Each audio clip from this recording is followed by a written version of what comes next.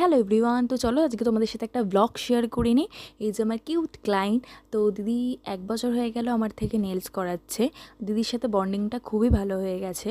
তো কিছু কিছু স্টেপ ক্লিপ তোমাদের সাথে শেয়ার করলাম। এই যে কাজ করতে করতে কত বক বক করি তোমরা জাস্ট দেখো।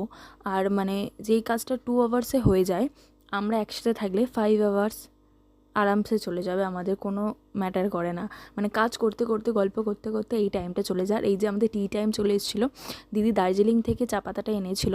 তো আমি যেহেতু একদম চা খোর বলতে পারো, তো দিদি বললো স্নেহা একবার ট্রাই করো চা পাতাটা, মানে চাটা কেমন হয়েছে। তো খুবই ভালো হয়েছিল চাটা খেতে।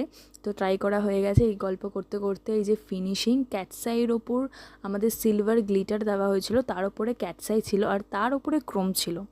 তো একটু ইউনিক করার চেষ্টা করেছি। তো তোমরা জানিও কেমন হয়েছে। দিদিটা ক্রিসমাসের নেলস ছিল। এই যে আমি তাড়াহুড়ো